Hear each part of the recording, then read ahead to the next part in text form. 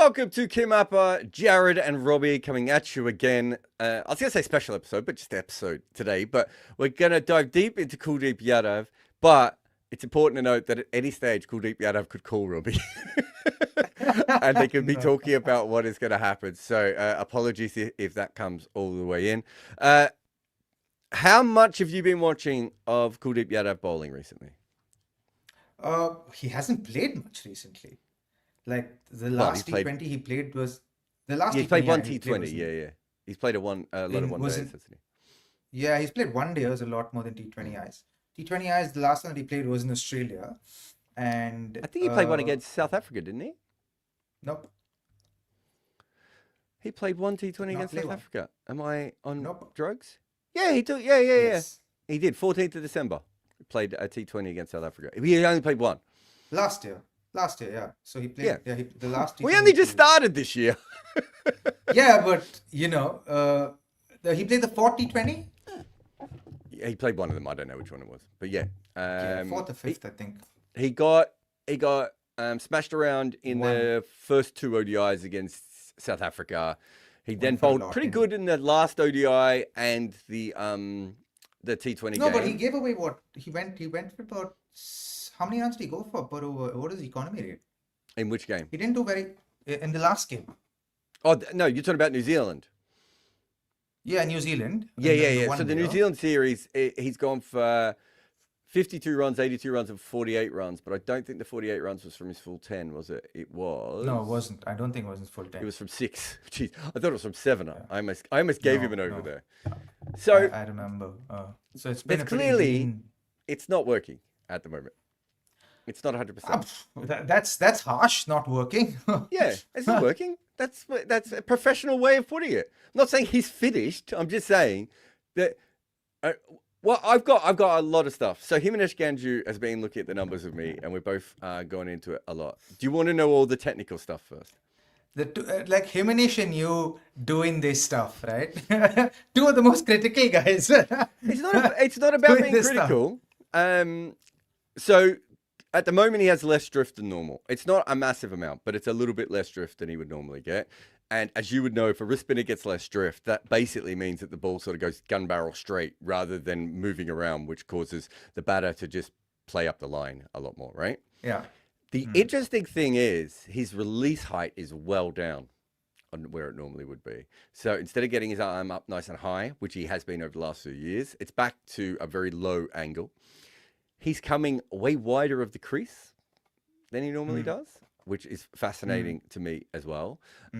He's bowling slightly shorter. Now, it's hard with spinners because... That could be because of the way the batters are batting. Well, we'll get to that. I think there's a fascinating thing with the batting specifically as well. But he is. But he's also... His speeds are up, but they're less variable, if that makes sense. So when he's bowling... So clearly he's bowling flatter trajectories then. Right. But he's bowling flatter trajectories, but he's also not... Faster. He's not doing what he used to do, which is bowling a little bit slow, a little bit fast, and moving it around. Not mixing his pace. That's a much better way of saying it. And he's not spinning the ball as much, right? Yeah, how would he? Because like you've just stated why a bowler won't spin the ball, because he's bowling from a lower trajectory. Yeah. He's bowling quicker through the air. He's also bowling wider of the crease. So the ball actually turning back in or away is like he's creating angles, right? Yeah. So from a lower trajectory, if you're creating angles and bowling quicker through the air, even your googly is not going to turn. Your top spinner is a top spinner. Yeah. And your left arm spin is also not going to turn. The degree of turn is not going to be much because you've created such an angle that the batsman's not going to, experience the turn. Yeah. So I think even when he has tossed it up, it's not spinning. So it's not just that he's bowling flatter. I think he's bowling flatter because it's not spinning rather than the other way around, if that makes sense. I think what he's worked out is at the moment, he's not getting the rotations on the ball. It looks to me slightly, you'd be shocked to know, I watched his 150 deliveries in the ODIs 3 times yesterday. So I've watched 450 of his deliveries. It looks like he's a little bit more rushed when he's going through. And the other thing is that some of the balls he's bowling, he's rolling out rather than spinning out.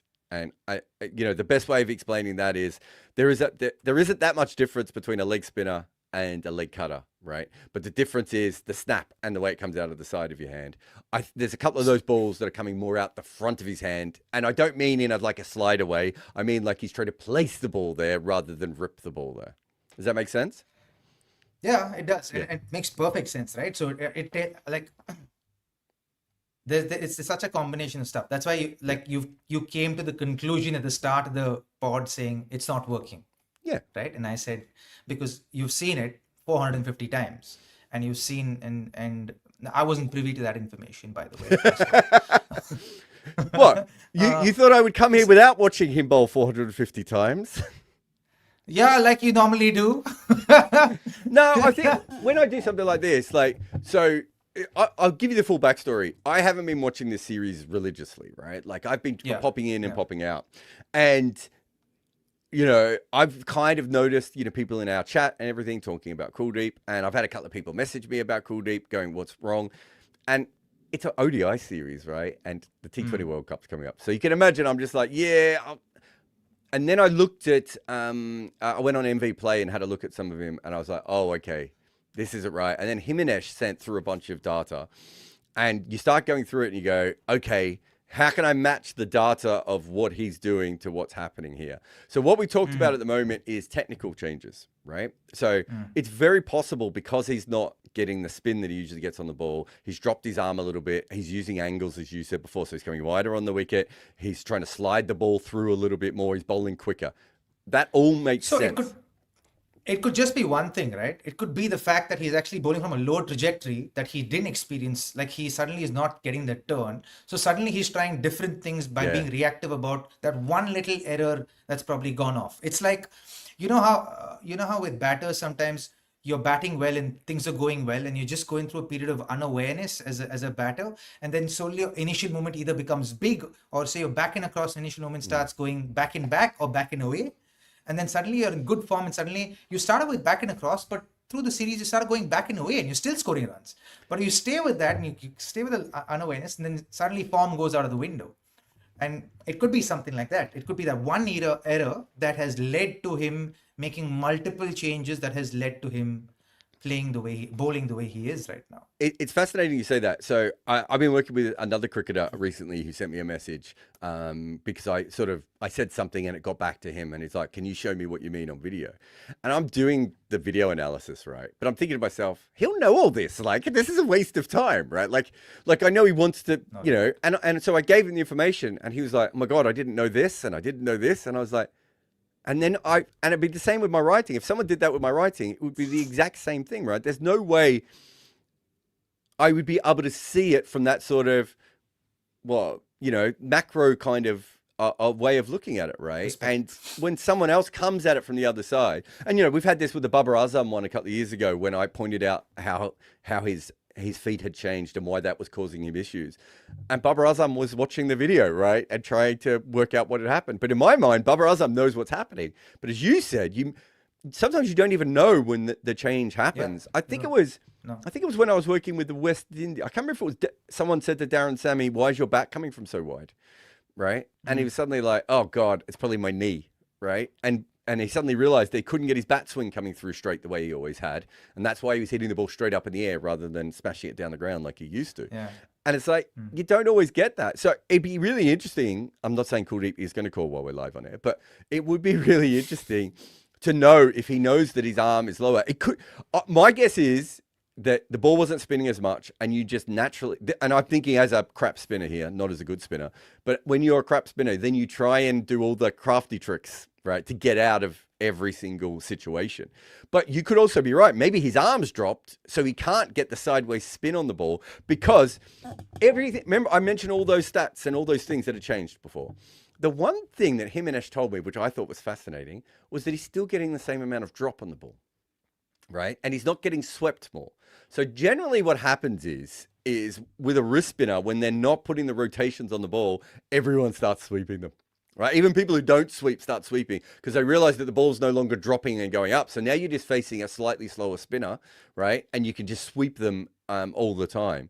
And that doesn't seem to be happening to him. So it could be he's still putting the rotations on the ball. They're just not doing the same amount, the same kind of sideways movement. But you also mentioned he's bowling shorter than he used to, right? A little bit, yeah. And so from a lower trajectory. So the sweep kind of, writes itself off with that for a batter. It does. No, Because if you're you bowling are from a right. lower But trajectory, because the thing is, if you're going to try and play the sweep shot from a lower trajectory when the ball's slightly shorter and you miss it, then you're gone for all money. it is Right? possible. So only if you have, like Yeah. for a bowler like Kuldeep, like for who's not the tallest guy in the shed, for someone like him, you want there to be slight loop, Yeah, exactly. right? So that you can time the sweep shot. Yeah. Like for a taller bowler like Jarrod, one of the reasons people don't sweep him a lot is even though he's tall, he bowls round arm. So he bowls from a slightly lower trajectory and it's all aimed at the stump. So playing a sweep to him is riskier. But playing a sweep to an Akshar Patel who's actually taller than a Jarrod is a relatively easier option because he bowls from a higher trajectory. Even though he bowls quick, you can just go down at the pace he's bowling and sweep. But because he can even turn the ball, right? Because of that trajectory, because he bowls both angles. He bowls from here and he bowls from here. Yeah. Right. So if he's bowling from here, you can pick that one and you can sweep. Right. No, you're right. But what I'm saying is, if you look at older wrist spinners, what generally starts to happen is they don't get swept a lot in their career because they drop the ball and then it kicks up because of the extra revolutions on the ball, right?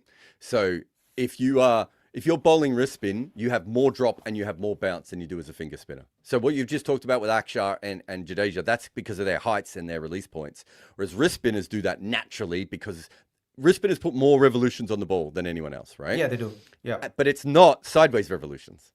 It's actually more of an angled revolution, right? So if you look at Shane Warne, he's not putting pure sideways revolution on the ball. That's why his balls are dropping more than they do from a finger spinner, and then they're kicking up. Yeah. So more, it's not sideways. It's more yeah. over. It's like an angle. It's kind of.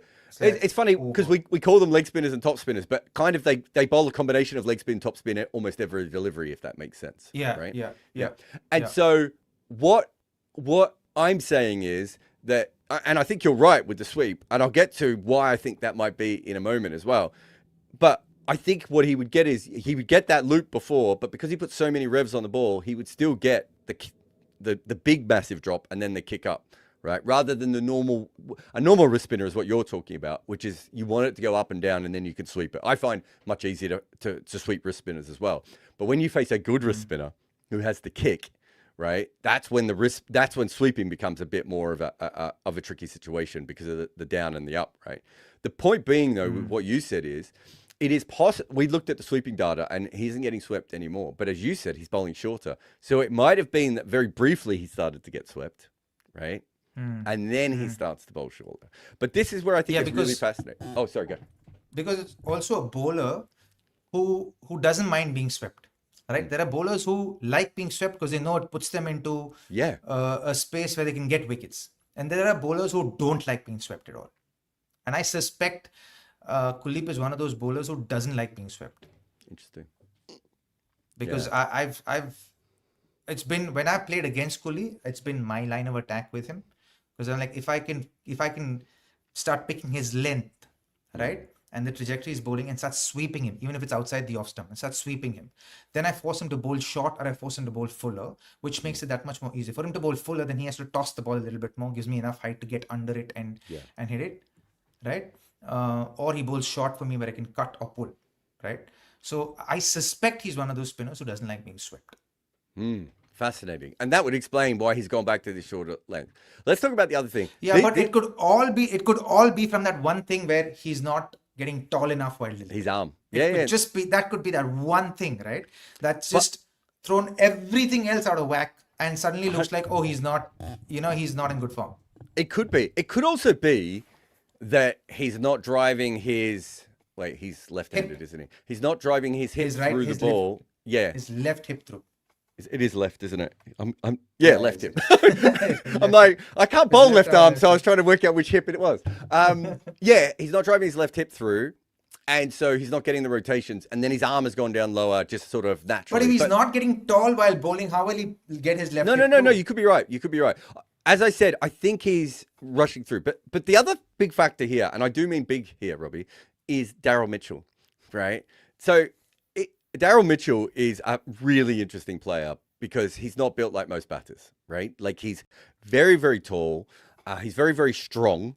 And he's also quite light on his feet for someone his size, right? Like he's not, I don't think he would be quick over like 50 meters, but over 1 or 2 meters, right? He's very, very quick. And the thing with Daryl Mitchell is, where does he want to hit you, Robbie? Straight down the ground almost all the time, right? Almost every time. That's where his first thing is, how can I hit you back over your head? And then he works back from there later on when you start to change what you're doing, right? Yeah. And if you, what's Kuldeep's best ball to a right-hander? Googly. Oh, no, sorry. His best length, line and length to a right-hander. Oh, best length? Oh, 6 meter length, I'd say.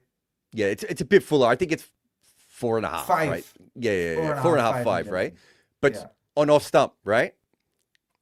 Yeah, off and middle, I would say. So exactly. It puts a doubt in the batter's head if he's going to bowl. Because of the wrong end. Yeah. So the best left arm wrist spinners basically keep off stump in play with both their deliveries, right? Where you, as a batter, you're not sure. The problem with that to Daryl Mitchell is he's a half step away from getting to that length and hitting you dead straight. And he doesn't need to get the ball anywhere near the middle of the bat, Robbie, to clear the ropes, right? Because he's so strong. His old man was a rugby player, right? Like he's got that Ben Stokes strength in Daryl Mitchell. He's a big guy. And we've seen him do this against pace bowlers as well, where he completely mishits the ball and it still goes 10 meters over the boundary. Like he is so strong. And so Kuldeep's best ball to everyone else is suddenly a huge issue against Daryl Mitchell, who is basically... he's had to bowl to on a loop in this 3-match series. So it's true. It is possibly the sweetest spot that you can bowl to Daryl Mitchell. And I'm thinking a lot more about Kuldeep right now. I'm thinking about, yes, it's probably that one thing. And yes, he's bowling from a shorter trajectory. So he's trying to bowl his best ball, but since he's not bowling, he's bowling from a lower trajectory, there's still that dip, but probably not as much dip happening. So it becomes easier for him to get under the ball. So he doesn't see that dip happening, because there's that depth in the dip is very integral or very, very key for a spinner to deceive a batter, right? So if he doesn't have that extra 6 inches of depth in that dip, then that could be the difference between deceiving him and beating him outside the off stump to a 6 down the ground. Yeah. Right.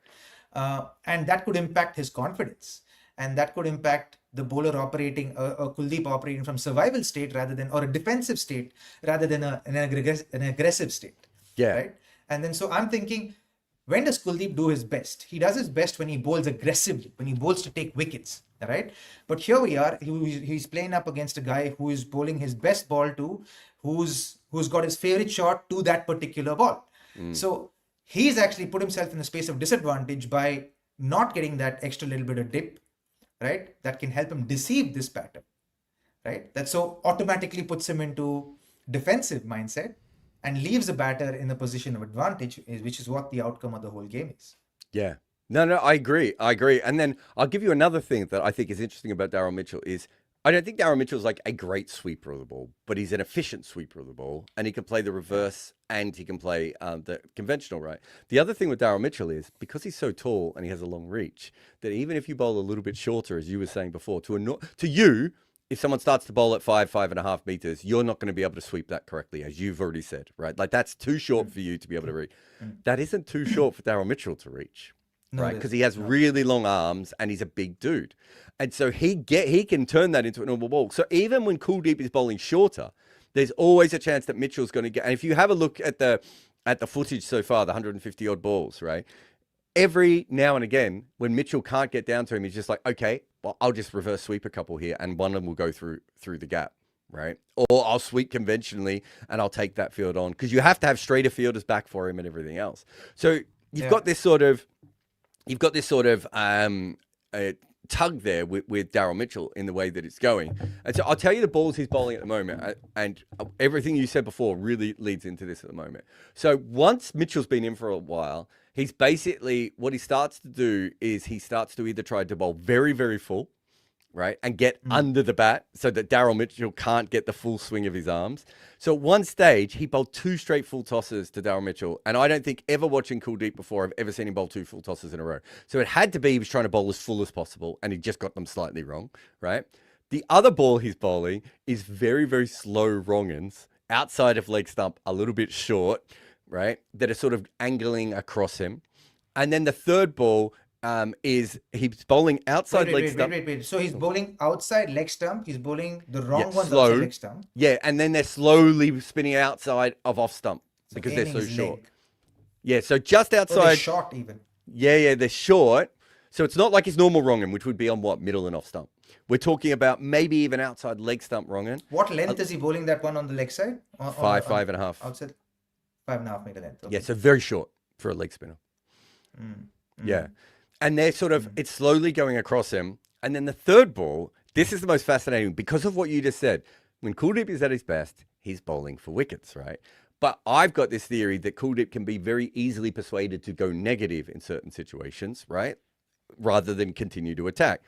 The third ball, Robbie, is pitching outside leg stump and spinning further down the leg side, which is I call this the sun on a iron ball, when you're basically bowling for the single to backward square leg, right? So you don't want to be hit anywhere else, and you just want to go to the single backward square leg. So his wicket-taking options usually is middle and off stump, spinning the ball back into leg stump or spinning the ball the other way, and he's not bowling any of those three, right? Once Mitchell gets going. It's not just Mitchell as well. I think he's had some problems with Phillips, who again is very quick on his feet, right? So it could be that Phillips is getting out to him and causing that issue. But this is also what we're seeing. Two different heights, right? Phillips is not the tallest guy in the shed. No, very different. Yeah. So for him, the 5.5 meter length is a proper short ball, right? And yeah, so for him, so he has to adjust even between those two batters. So that only accentuates his problem even further. Yeah. Right? And I agree with you. Kuldeep is the kind of bowler who can be pushed into that mentality where he becomes defensive. Right? And the minute you push him into that mentality, he takes away every advantage that he possesses as a bowler. His mindset is his biggest advantage, according to me. When he is bowling for wickets, when he is bowling to take wickets, right? That aggression is what makes him as dangerous and the best version of Kuldeep. When Kuldeep bowls defensively, he undermines his ability and his skill set to actually be effective. Yeah. No, I get that. I get that a lot. And it's fascinating, you know, sort of looking at all this at the moment. And, you know, I usually, when I work with players, Robbie, and you're a coach, so you know this as well, usually, because you're a coach, you're probably trying to come up with answers. I don't usually come up with answers. I usually say, look, this is all the information I have, right? So when I was talking to the other wrist spinner, I was saying, there's an issue here with your right hip, right? And it's not coming through the way that you used to, but you're also running in differently than you used to, right? And then the third thing is your left arm is not going through the same way it did. So it could be that you've changed your run up, and so you're not getting your rotation through. It could be that your left arm, right, is not pulling through as strong, and that's not getting your right hip through. Or it could just be that you've changed your footwork slightly as you get to the crease because he had a slightly different thing with his feet. I said, I can't help you with that. But what I could say is, when I could see multiple issues here, right, that's when you and your coaches have to get together. And if I was talking to Kuldeep, it would be the same thing. Because there's about 4 or 5 different changes that I could see in his bowling at the moment.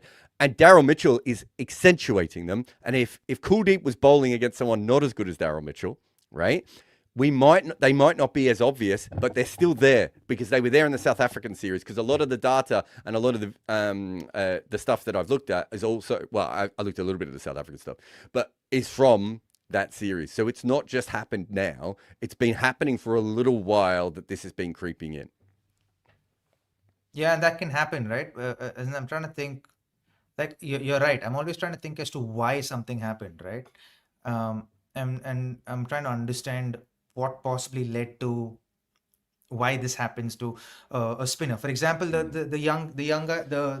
spinner that you were talking about, the hip not coming through. When you said the run up has changed, right? Oftentimes the run up changes when you're running too quickly through your run up, right? So you're delivering the ball more with your arm and your shoulder rather than your hips, right? So because you're running too quickly, you're not slow enough to actually get your hips through. Yeah. Right? That happens. Now, why does that happen is my next question. That happens because, one, you're either low in confidence or you're being reactive in your bowling, or you're being defensive in your bowling, right? You're operating out of survival state. So you're like rushing through things, right? What would be interesting to actually measure right now is, while you were talking, I was thinking, fuck, it would be amazing if we could actually measure how quickly was Kuldeep running through in his bowling line. Yeah, so we don't have that. Remember, Fox used that for the Ashes, right? So we have it. Get on it, buddy. Yeah, I don't think I've ever seen it for a spinner before. Have you? Because it must be different, right? It is different, and I've seen this with I've seen like I've like a lot of my colleagues of cricketers that I've played with in the past, right? And I've seen I noticed this with Shreyas Gopal because we played a lot of cricket together, right? So I've seen Shreyas bowling his best. When I saw Shreyas bowling his best is when Shreyas's run up he was younger, okay? So he was younger, so the way he ran through his his run up was slower. So he had a lot more revs on the ball because he had a well-paced run-up, right? But he got stronger. As he got stronger, he got quicker through his run-up and started getting lesser on the ball. So his leg spinners started turning lesser. His top spinners stopped bouncing a little bit more. And his googly stopped turning a little bit more, right? Or stopped turning like they used to. And what I felt when I observed him was like, I felt like he was running too fast through his run-up. And because of that, by virtue of that, he wasn't finishing and he was bowling with his arms only and with his hands only. So I suggested to him, I said, can you slow your run-up down? Because I feel like you can get a lot more on the ball. You can get a lot more revs on the ball if you're slower through your run-up. And I've observed him since, and this was like way back, 3 or 4 years back. And I've observed him since, and it's one of the things that I've noticed him doing. And he's actually had an exceptional season last year and this year. And one of the noticeable things that his run-up has slowed down. So he's getting a lot more off the wicket, right? So he's actually become a lot more self-aware about his own bowling and what works for him, right? And this is one of the things that can often happen with athletes, right? You're going through a good period and you think you not intentionally, but you sometimes just take things for granted, right? And by virtue of doing that, one thing goes amiss. It's like that one little domino going amiss, right? Yeah. And then everything it's all a cascading effect. Right? And it could be that one thing, right? That happened 3 months ago with Kuldeep, where he started playing a lot more test matches, maybe because his body got tired, where he started delivering the ball, started becoming like he stopped getting taller, right? So because he's no. That's a very interesting one because if you look at I didn't mention this actually. Sorry, I should have put this on our notes. He actually, if you look at that test match against South Africa, he doesn't spin the ball. He spins the ball less than Washington does, right? And Washi's not a big turner of the ball, right? No, and generally as a wrist spinner, you're not always spinning the ball the most in a game, but you're up there, right? It'd be very rare for you to be in the middle of the pack. And he's not even at the middle of the pack. He's kind of where the part-timer. He was spinning it as much as, is that Muthuswamy? Is that the South African all-rounder? Yeah. He was spinning it at his levels, right? Which is not where you want to be. So it could be, as you said, that because he's bowling test matches and he's going through and something has changed. He's but tired. The other thing, and then do you remember also there's so many reps that happen at that level, right? Like at the test match level, there's a lot more reps. So it seeps into your muscle memory and you're not addressing it. You're unaware of it. You go and sleep with it and that settles into your muscle memory. You come back and do the same thing and then suddenly wondering, fuck, I was just bowling well like 2 weeks ago. What the fuck happened? It's like one of those things. It could be one of those things that has a cascading effect on your bowling over a period of time and you suddenly feel like, where did it go? No. So remember one of the notes I had was, I said it felt like he was rushing through his action as well. There's something about, his load up. And I don't know if there's even, with AI or technology, we'd be able to check that. But naked eye, it just looked to me like the rhythm was slightly out, like it was all sped up. Have you ever seen that? There's a great video, and we'll get him on to explain this to us one day. But Dale Steyn talks about when he was bowling, he was actually bowling for a sound. And he wanted I'll try and do this on the microphone, but he wanted the sound, which is back foot, back foot, front foot to be in the right pattern. And if it was back foot there, or if it was too quick, he could tell that he didn't have his rhythm, right?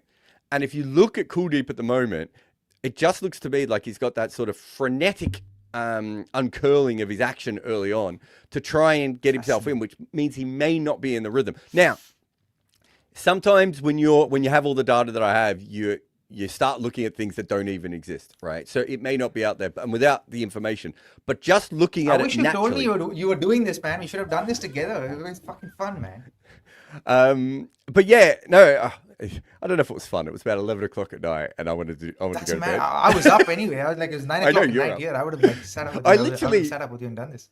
Do you know the other one that we should talk about? We might do this next week. Have you seen the clip online of Travis Head talking to his batting coach about pull shots and hook shots? No.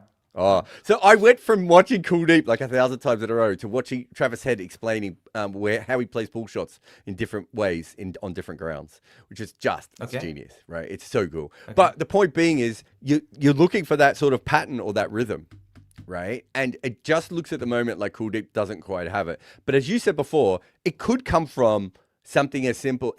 I could be right. Maybe he wasn't spinning it as much, and because of that, he's doing everything else. Or it could be that he dropped his arm, so he's not getting the lateral spin. But it's fascinating, and it'd be great to have a chat with him as well. I know he may not want to do it, but even privately. It could be as simple as, because he's bowling at test matches and he's bowling a lot more volume of overs, maybe it was just simple fatigue that took over. Yeah. And then he went into that wrong, like his body, his hips got weak, or his hips got tired, or his back got tired, and he found another kind of trajectory to bowl from, and then suddenly his body wasn't doing enough for him to bowl from that higher trajectory, and then body just got tired. Maybe it's just a matter of strengthening a particular part of his body to get back to bowling at that higher trajectory. Could be as simple as that. Can I give you one other fascinating thing when we look at all this, right? So, as I said, all these people had contacted me saying there was a problem with his bowling and everything else. The first 100 balls that I watched, so that's the first 2 ODIs. Obviously, the third ODI, he gets a bit more stick, as we said before. But the first 2, in the first 100 balls I watched, he had 3 skied balls that went straight up in the air, and somehow, Robbie, did not find a fielder, right? They just, I think one was off a sweep, and like even watching it in real time, and like having seen it, I went back and watched it again to be like, there's no way this doesn't get caught. Like surely someone gets to this ball and they don't. There's another one, which I think was just hit over his head. And mid-on and mid-off just couldn't get into it. And I think the other one might have been at mid-wicket, where there's a bit more of a pocket in that mid-wicket area where you can get away with it. But then there was another skyer, I can't remember if it was Phillips or Mitchell, who hit it straight up in the air, and long off comes in and drops it, right? Now, I'm not saying that he's in great form, because we've discussed why there are some issues there. But it also does show, right, that if 2 of those are caught, suddenly New Zealand isn't attacking him in the same way. His defensive methods that we're talking about get him through. And then eventually, maybe as you said, as his body comes out, he's like, oh, I'm not bowling right now. I'll just tweak this a little bit. But it's very hard to make those tweaks when you're not getting any wickets and you're going for runs. And if you keep getting top edges up in the air that don't get caught, when usually they would be caught. Do you know what I mean? So it's the confidence thing also plays a part in all this. Correct. That's what I say. That's what I mean when I say confidence begets confidence. And performance begets confidence, right? Like you perform well, you get something, you're trying something, and then something works for you, you feel good about yourself. So like why do bowlers who like really good bowlers, right? Like some of the best bowlers in the world, when they get 2, they almost always know that the third one's gonna come. Yeah. Because it's the confidence that's super high, right? Like you mentally feel like, I've got this. I know what he's good. I know this batter. I know what he's going to do. I'm going to get him out. Like you see that when you saw Wasim Akram say hat-trick, you saw Bumrah's hat-trick. Like you know that, oh man, he's going to get it. Yeah. Right. When you saw Malinga's hat-trick, like he got 4 and 4 in the World Cup against South Africa. When you got the first 2, you felt like, oh, he'll get the third one. He got the third one. You felt like, oh shit, it feels like he'll get the 4th one as well, and he got the 4th one. So I feel like that's something that we don't necessarily give a lot of value to, and that could have seriously just been the difference between New Zealand attacking more and Kuldeep actually feeling good about his bowling to actually going back to his attacking best. Yeah. Someone's just said, I'll just put it up quickly. It says, it can simply be New Zealand and specifically Mitchell being a terrible matchup. The data doesn't say that, because the data says they started against South Africa. That's why I'm bringing it up. If it was just Mitchell, I think Mitchell is the absolute wrong bowler to be for Kuldeep to be bowling to at the moment, and is a bad matchup. And it's more a bad matchup because of what's happening right now. But that isn't what we're talking about here, because he should still be spinning the ball more than he is, right? He should still be landing the ball in his spots and everything else. But it's fascinating. Do you remember our game? Mindset affects everything. Robbie, do you remember our game show? Yeah. Oh, are we doing this again? Ruckshit. We keep forgetting. Me and Ruckshit did so much work on this ages ago, and then somehow we have forgotten. But we are back, everyone, with the KimAppa game show. Is this a cricketer or is this a serial killer? I got three more players for you. Pick some games for this ass now. Robbie, you have a man here. I think we can see he's from another era. Well, is he? He's got looks like Dan Lawrence for some reason. It is not Dan Lawrence, I can promise you that. But I can see a bit of Dan Lawrence in him. I can see that.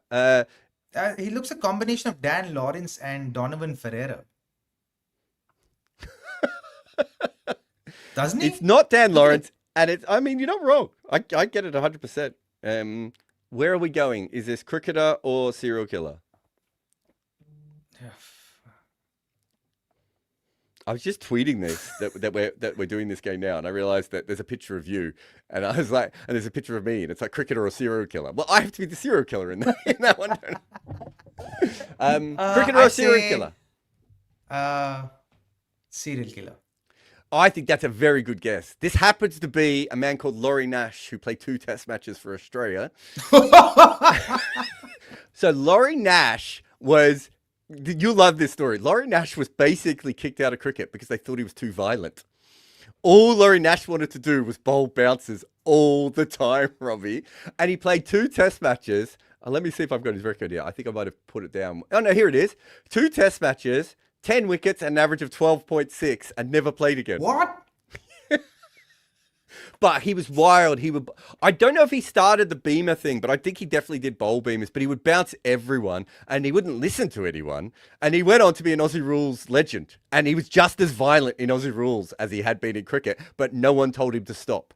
So look, I think that was a good guess. He does have serious, but also there's something about his hair as well, and his lip, and his jaw. Yeah. It just looks like he might have killed someone. All right. Anyway, as far as I'm aware, he did not. Oh, yeah, serial killer, dude. Do you know who this is? Isn't this Charles Shobraj? It is, yeah. I partly went with this picture just because he does have a little bit, I'm about to retire and I'm playing my last season of county cricket vibes in this photo.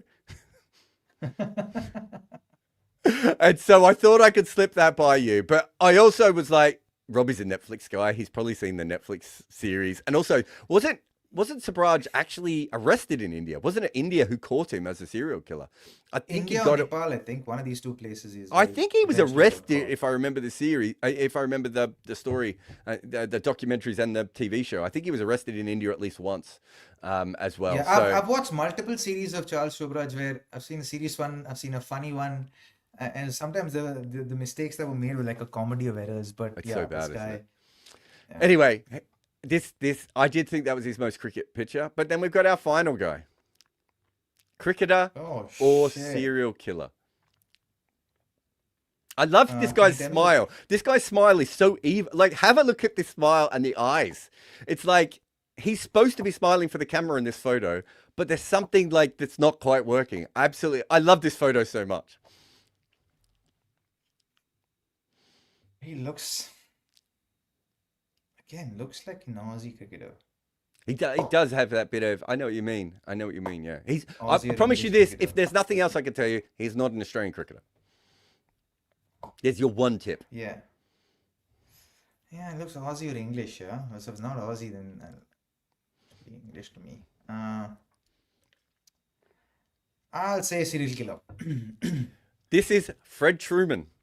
The first man to 300 wickets. It's all right. It's a younger photo of Fred Truman, and also he doesn't look as Fred Truman-like as normal in this photo. Yeah.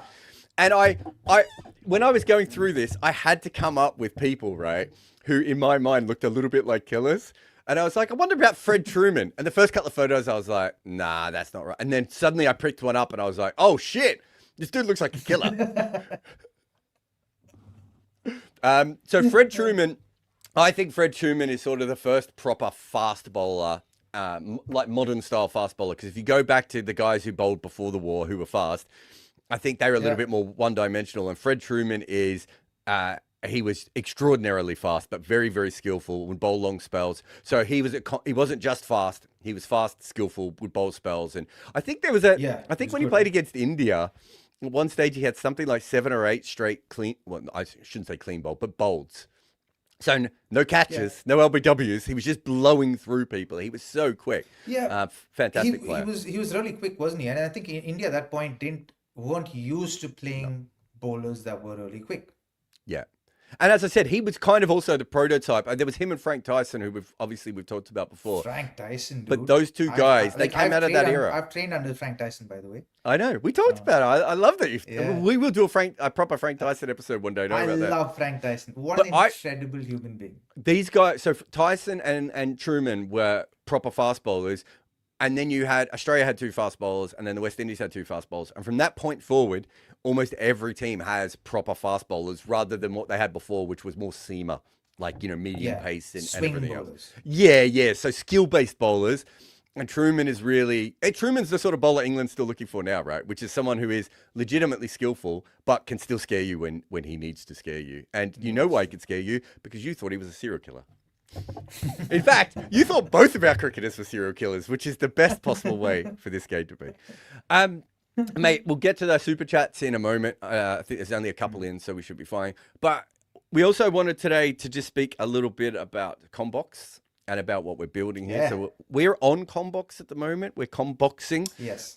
You can obviously still subscribe to us through all of our different channels, but you've done a video with Irfan Pathan on combox as well. I did Steve Harmison on combox, and we've got the Muralian podcast is going to be turning up as well. But I wanted to ask you, why did you want to do combox? Whoa. Okay, here goes. Because you made me fill in a stupid questionnaire the other day, so now I'm going to make you do it on air, live. Oh, come on. First principles are very important. They are very important. Especially when we have 3 co-founders. We need to be aligned. I could have spent more time looking at Kuldeep deliveries. No. Like you watched, like, come on. Like we should actually do this a lot more. I think it'd be so much more fun, the discussion. And we should actually, what we should do? We should actually ask our viewers. We should actually do analysis of bowlers or batters live with them. Yeah. Right? As a pod. The problem is we can't show the clips because we don't have the ability to show the clips. If we could do that, it would be different. But no, we can. There's some things we could do. Years ago, do you remember Brendan McCullum's last Test innings? Me and Andy Zoltzman just watched it, and we didn't put it up on the channel. But just our reactions to the shots he was playing and how he was playing it is fascinating, right? Yeah. So we could do that sort of stuff from a more technical point of view. So no, definitely. Yeah.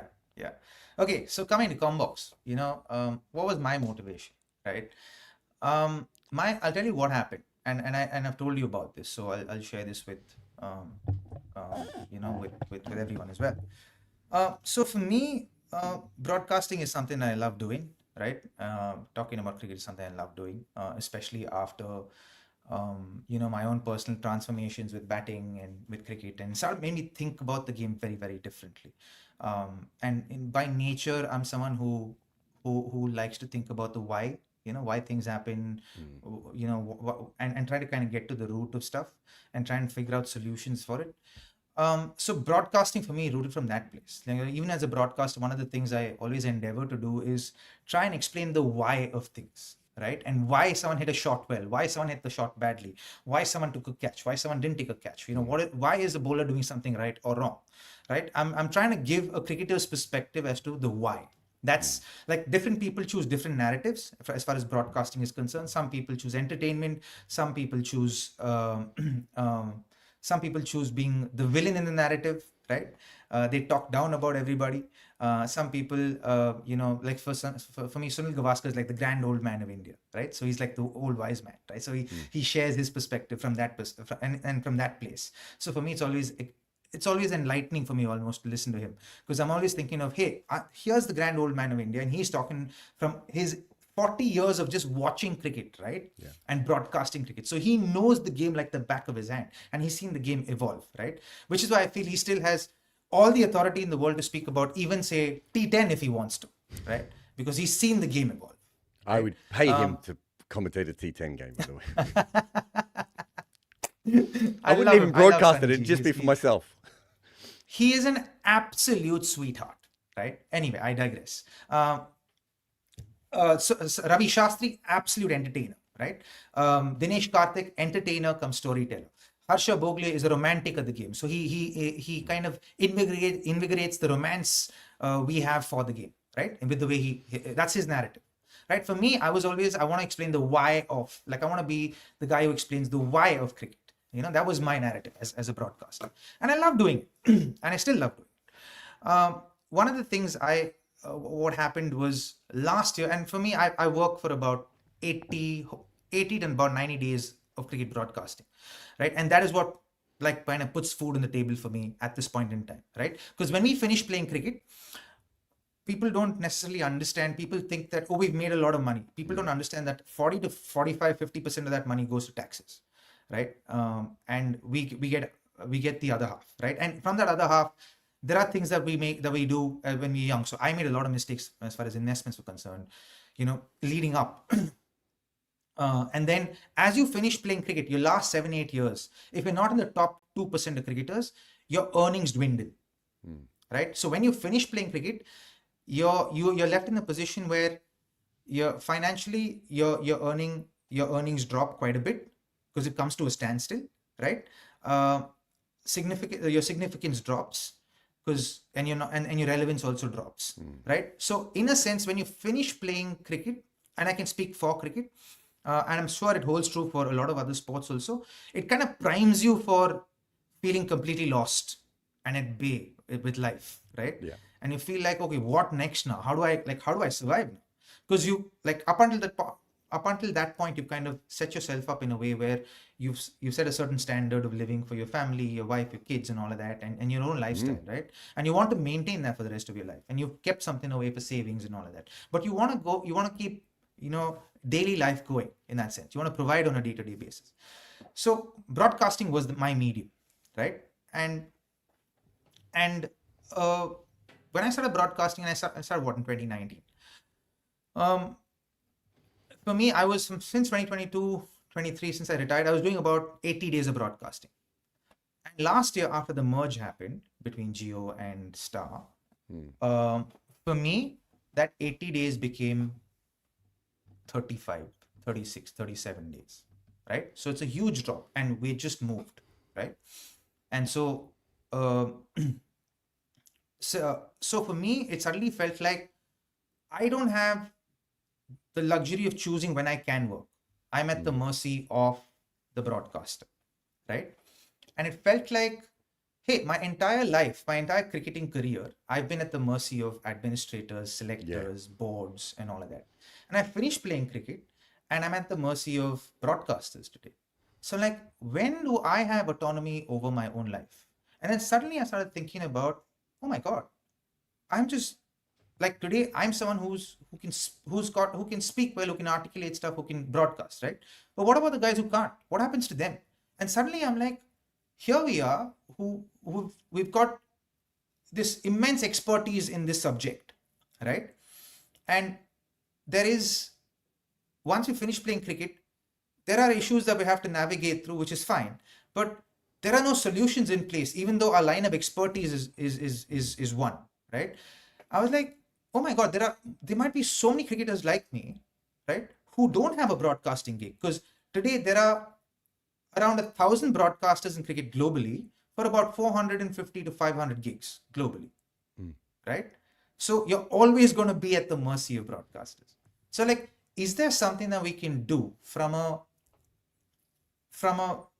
like non-live broadcasting point of view that gives autonomy back to cricketers, right? Because also from a family perspective, we're just 38, 40 when we retire, right? So we still have very young families, like, and like, so there are young kids, there are your marriage is also young. So in that sense, you're like, there are very important things that you also want and desire to be present for.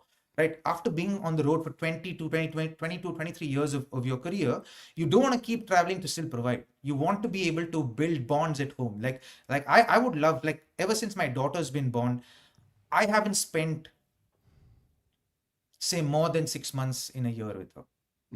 Last year was the first year where I got 8 months in a year with her. And till today, like, I can pick up the phone, I can call her. She will not talk to me when I'm on the road. She will refuse to talk to me, right? And it breaks my heart. But it's stuff that I think as a husband, as a father, these are things that you kind of navigate through. And so for me, I was like, is there something that we can do where cricketers can sit at home, talk about their line of expertise, and earn a living, right? And for me, my intention for combox rooted from there, to give autonomy back to the cricketers, right? So, and then when I spoke to you about it, they're like, bro, can we do something? And you're like, fuck, I've been waiting for someone to ask me this for like 15 years. So I was like, dude, let's get on it. And for me, that was my intention. Like, that is my intention, to serve the cricketers in the cricketing fraternity, to have a little bit more autonomy in their own lives, to earn for the amount of effort that they put into their line of expertise. Like, that is my genuine interest out of this. Because I feel as cricketers, we don't have it, right? No, it's fascinating. The other thing is that, you know, I got lots of feedback about the Irfan podcast that you did the other day, and someone was like, I don't understand why I like this more than when they're on TV. And I was like, because when they're on TV, they have someone in their ear. They are very conscious of the lighting and of the cameras. They're not having a conversation, right? It is a scripted thing of, you could speak for 1 minute. It is narrative driven, right? Yeah, right. And when you're talking to Irfan, and I don't know what the hell you guys were talking about because it wasn't in English, but when you're talking to Irfan, it's a conversation between two friends who happen to be former cricketers. And my theory was always that, right, if we could get it to that point, and, you know, one of the podcasts that I really liked a lot was JJ Redick's podcast.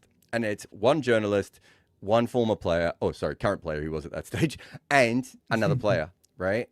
And the three combined was really, really good, because suddenly you have this ability for the journalist to be able to, you know, bring it to the areas it should go. But he doesn't even have to talk sometimes, because you've just got two athletes who just haven't had a chance to talk to each other for a while, right?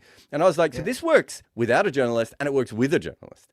So if we have all these different players who quite often have their own Instagram accounts, their own YouTube accounts and everything, doesn't it make sense to just hook them up? And then the other thing is, and you will know this, I've now talked to some of the biggest players in the world about this idea, right? Before you even came along, right? And they were like, we don't know what to talk about. And I was like, that's why you hire writers. The writers come to you with the ideas, right? And they tell you what it is going to be about, right? You know, they make it about something, and that, you know, so you're not on your own. I think a lot of players fear that thing of going, I have a YouTube channel, right? You know, Brad Hogg's YouTube channel. I think that would terrify most human beings, Brad Hogg's YouTube channel, which is him, or Akash's one as well, where it's just them talking down the lens wherever, right? Most players can't do that, but most players can hold a conversation with their friends about cricket, right? And be interesting more with than it. just hold a conversation. Yeah, but do you know what I mean? Thing, right? Like, be good at it. And that's the thing, right? I think what we have in store in combox, and the kind of productions that we'll come through, and what I love about combox is, you know, when I spoke to you about us being non-exclusive, right? We're like, listen, let's just be let's let the players have you know, right of, like, you know, what they do. Now eventually when combox becomes what it does become, you know, and the plans we have for it, you know, we and you were so like, yeah man, absolutely, let's just give the autonomy to them, and just tell them that, hey, we need one or two things in our favor, but we will give them all the opportunity to earn from multiple avenues, not just combox, right?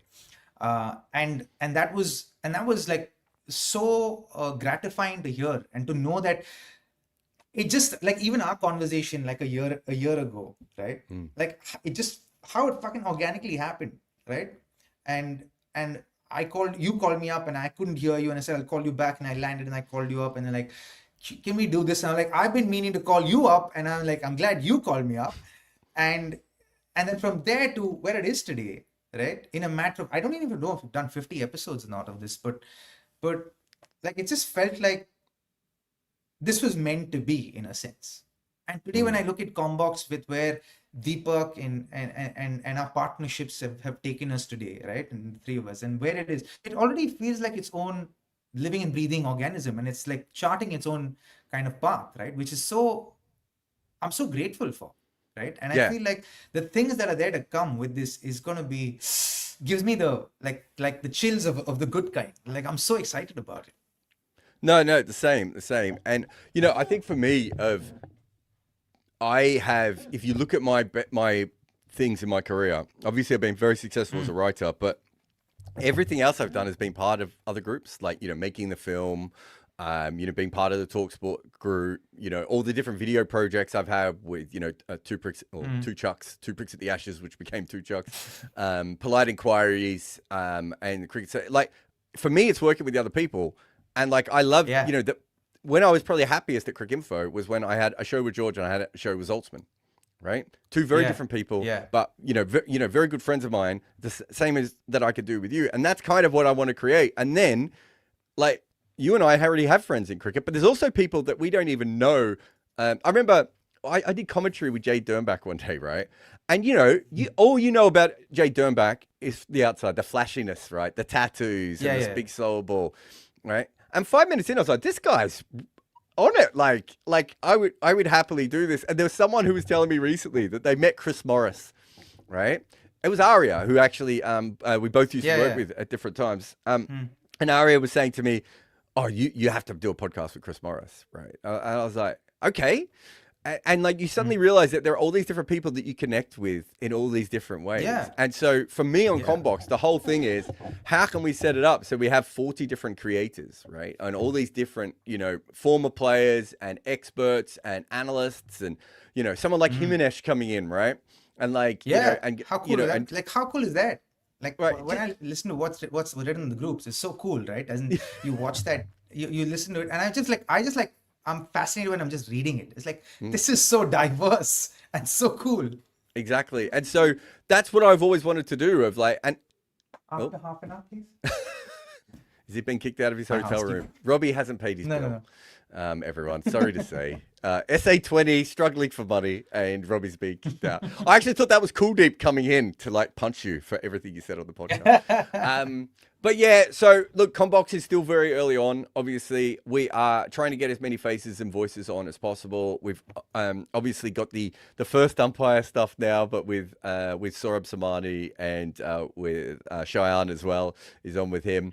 And we'll continue to do more and more crossovers and everything else. But we're just starting on our journey. The more that you guys can support us and enjoy everything that we're doing, the better it is. It's already been a great ride. And we haven't really started yet, Robbie. Do you know what I mean? Like, I swear, it's been such a great ride so far. Yeah. How many times have fascinating. I feel like I've been to Dubai more in the last year than I normally have been. I can tell you that you've come a couple of times. Yeah. You've come a couple of times. Yeah. I don't travel as much as I used to, man. Like in the old days, I was everywhere all the time, right? And now I'm like so much more like in the same place. But but people like Sean and CS, who I don't think we've done. I think CS is going to start putting some of his podcasts up on Combox as well. I can't wait for the round tables to start. That's something I'm. Yeah. So I think what's going to be different about Combox from what you'll see regularly, say perhaps on broadcast, is that cricketers will have, and the cricketing fraternity will have the freedom to speak truth to power, right? No one's pulling punches, everyone's speaking their mind, putting their opinions out, and then it's going to come out, right? And everyone's going to be themselves, like who they truly are, right? And that's what we want, and that's what we're going to encourage. We're going to encourage people to be opinionated based on who they genuinely are, right? And I think one of the things that Jarrod, Deepak, and I actually have is that we have so much in common, but we're so different also from each other. And it's actually, and I think that's what actually brings us together. And I think when we've actually spoken to the different cricketers and the personalities that we actually have spoken to and who are going to join us in due course, all of them also like fascinating bunch, man. you know. That's what I've always found of, if you get a bunch of diverse people into a room, right? Like, and they are experts in different things, it's very rare that there isn't like just a good conversation off the back of it, right? Like that's just how these things work. And I think modern cricket is even more so because you guys travel to so many different places. And, in the old days, it was a bit more, you were led by the national team, right? So you would go from a hotel to a bus to an airport. But now with franchise cricket, things are even more loose and you have to work things out. And it's fascinating. Yeah. If you want to join our wait list for our app, it's at combox.tv. If you have a whole bunch of money in your pocket and you want to sponsor us, please reach out to us there as well. We are hoping to do a huge project for the World Cup. We are actively talking to quite a lot of sponsors at the moment. We're trying to pull this off. And if it doesn't work for the World Cup, we will obviously be trying to do the exact same thing for the IPL as well. But if we have... Do you want to tell them what it's about? What it's going to be about? No. Not yet. Not yet. Not yet. It's a big project, and we're really, really excited about it. We've basically come up with something that I don't think has ever existed in cricket before, and I'm not sure it's ever existed anywhere before. And we would love to be able to do that all the way through the World Cup. So if you are a brand and you want to get involved, we're talking about, as we said before, 20, 30, 40 different cricketers, a lot of commentators, and we're talking about when you're talking about views, tell them about the views. A lot of views. We're aiming for a lot of views. Yeah. Anyway, we'll leave Combox there for today. I mean, not Combox there for today. We'll leave this chat there for today. We'll go to the super chats. Oh, they're already here. India top 5. Same style, easy to choke. Tilak and answer. Is he talking about the one day thing? Same style, easy to choke. It feels like he's written this in haiku. So I reckon top 5. I think it'll be Abhishek. Like if I'm talking T20s now, I think it's going to be Abhishek, Sanju. I'd like to see Shreyas Iyer at 3 because he comes in as a replacement. I think it's about time they brought Shreyas in. Shreyas at 3, Surya at 4. Shivam Hardik at 5, 6. Depending on what they want, left, right. Then who do they have at 7? Aksar. And don't they have one more? I'm missing somebody. Did you have Jadeja in that? No. Jadu, not in T20Is, right? Well, I'm not sure what team he's talking about, so I don't know if he's talking about. If he's talking about Tilak, then as in. But Tilak could play ODIs too, couldn't he? Yeah, he 100%. But But you're right. He's probably T20. Yeah. Fair enough. Jessica has, as she does. Well, thank you very much for saying. Thank you, Jessica. X. And then she came back again. So we were so good that she gave a second super chat. But thank you very much. Then Ved says, Robbie, very random, but Streets won't forget your knock against Delhi in 2021. Robbie, do you remember your innings? Very funny. This fucker didn't put that innings up in my top 10 blind rankings. That innings set CSK up to win the IPL. Okay, it's very important that you know that. And that happened on my son's birthday, so that I've been in the top 4 at least. Your top 10 innings was only there to set you up to make fun of you at the end. So I only did so much research, Robbie. I know that. When? I think I did a pretty good list for someone who wasn't trying very hard. You were so lucky, buddy. You were so lucky because when that intro was going on, right? I saw the intro again later after the show, right? And I saw the intro, I edged it and you're catching it and slip, right? Yeah. And I'm like, if I had seen that, I would have known, fuck, this fucker's going to bring this shit up in this episode. When someone does this and puts an innings up, what do you actually remember from the innings? The emotion of it, like what it meant, and what it felt like. Not like details of the innings, but what that felt like for me.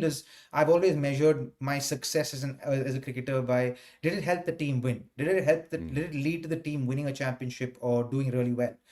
That's how I measure my success, by the number of championships I won. So for me, it was the emotion of what it felt like on that day. Say for example, I think we spoke about an innings against Chennai in Chennai where I was batting, I was stayed 68, 65 not out or something, but Russell came much after me and scored a quick 50 or a 70 or something like that. But I could have very easily played for a bigger score, but in the last 5 overs, I decided he's going to hit the ball really well. I need to make sure that I keep this partnership going by feeding him strike. So then the bowlers feel a lot more hapless. Because when a wicket doesn't fall in the back end, then the bowlers feel like, fuck, it's not our day, man. We just got to give in to the the forces that exist today. That meant a lot more to me. So the emotions of that come back a lot more when you brought up those innings. Fascinating. Just one last one. Himanesh, so former Indian analyst, Himanesh Gandhi, part of Combox, by the way, said that the Indian, so he's watching, he should be, isn't he trying to save the world with his science? Come on, Himanesh. He says, I think the Indian team gathers run-up speed data, but no one really uses it or looks at it. So that would be probably, would that be the catapult system they would probably have under their shirts, or if not catapult, then one of those companies as well. So that's another fascinating. There's another way to measure it, right? But the catapult system actually measures the speed at which you run, but it gives you an overall average, right? But if you can, I'd say, be fascinating, Himanish, to actually see if you can measure the pace of a bowler's run up from the start of his mark to, especially the spinners. Because that data I think will be very useful for spinners to understand how they can get closest to their rhythm as often as possible. Yeah, no, you're right. But I'm saying catapult would do that, but there is also that system we saw on Fox that does it as well. And it would be interesting to be able to do that. But anyway, that's us for KimAppa. We'll be back later in the week to talk about what it's like to face very, very terrible deliveries. This might be one of the few things that I'm more of an expert in than Robbie is. But we will come back then and see you for more KimAppa. Please support Combox. Combox.tv is where you can sign up for our waiting list. And there's if you share it around to people, there's a leaderboard. I don't really understand these things, but it looks very cool. There's a lot. By the way, for the fans, guys, there's so much for you guys. We've built this out for you guys. Yeah. So that you all benefit as well.